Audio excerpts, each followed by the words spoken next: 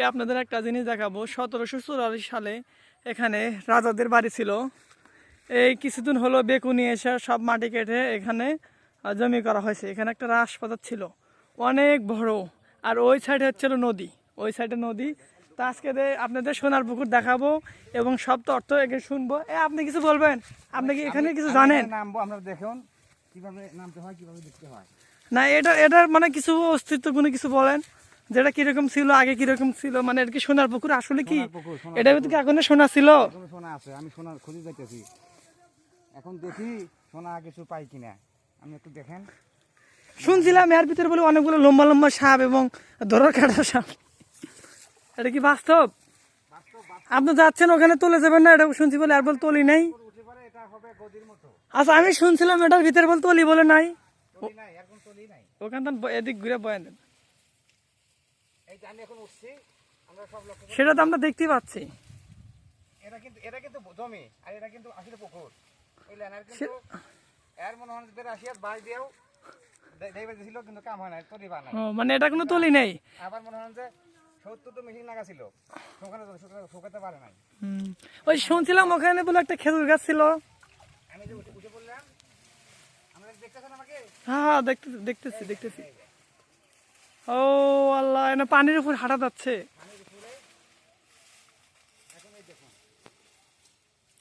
শুনছিলাম এখানে কই মাছ বলে নিজে নিজে বল জালের মধ্যে বলে উঠে আসে। এটা কি ফল জানেন? এটা কি ফল? পাচিল ফল। এই দেখেন, এই যে ওটা কি অমৃত ফল নাকি? এটা খালি মানুষ মরম হবে না। এই যে যদি আপনারা খান, আমি নিয়ে আসছি। তাই তো দেখেছি। না, আমরা অমৃত হতে চাইনি, আপনি হয়ে গেছেন, তাই ঠিক। এখন কি আমি আসতে পারি? হ্যাঁ, জি আছে, আসেন, এসে কিছু বলেন আমাদের সামনে। আমরা নিউজ পক্ষে থাকেন বলতেছি উগান্ডা থেকে এসে। আপনি কিছু না বললে তো তথ্য কিভাবে পাবে? এখানে জমি, এটা না এইদিকে জমি। আচ্ছা, তো সাইড জমি। রাজার বাড়ির সম্পর্কে কিছু বলেন। ধরেন। হ্যাঁ, ধরছি। রাজার বাড়ির সম্পর্কে কিছু বলেন। রাজার বাড়ি এটা হলো সেই গুয়াবাবুর দালান। জি। আজ থেকে 1984 সালে এই দালান আছিল। এখানে বহু বিশাল এক বাড়ি আছে, রাজবাড়ি আছিল। এটা কোন দিক এটা বলা লাগবে। এটা না, এটা কি এত 7টা পুকুর। ও, 7টা পুকুর। 7টা পুকুর, এটা হলো অন্ধপুকুর বলে। অন্ধপুকুর, ওর রাজবাড়ি বলে। রাজবাড়ি ওখানে বলে তার ইয়াখানা, আশ্রয় কেন্দ্র। ওটা ও বিল্ডিং দেখা যাচ্ছে না? বিল্ডিং।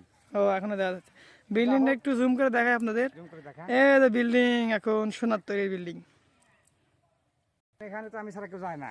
না, মাঝে মধ্যে শুনছিলাম এটা বলে সব হিন্দু ধর্ম বলে আসে, এর মধ্যে হলো সোনার পুকুর। সব গায়েব।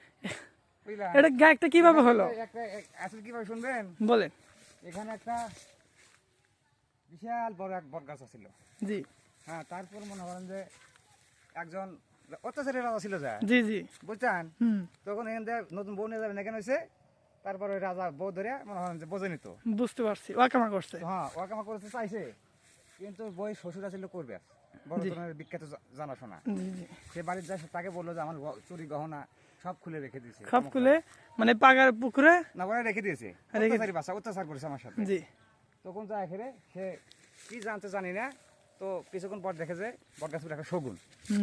শগুন দেখে তখন ওই মনে করছে যে তো তাহলে আমাকে মেরে হেফার দিতে এসছে। তখন গুলি নিয়ে এসে গুলি করছে।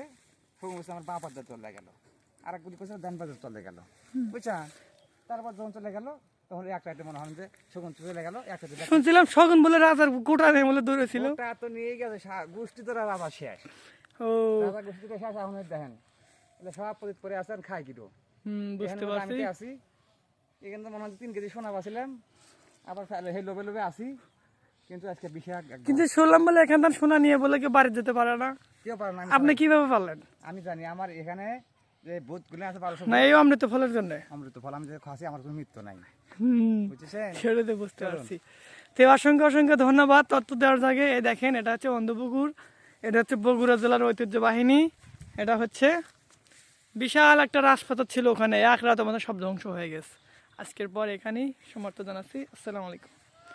নতুন ভিডিও দেখার জন্য সবাই চ্যানেলটি সাবস্ক্রাইব করে রাখবেন।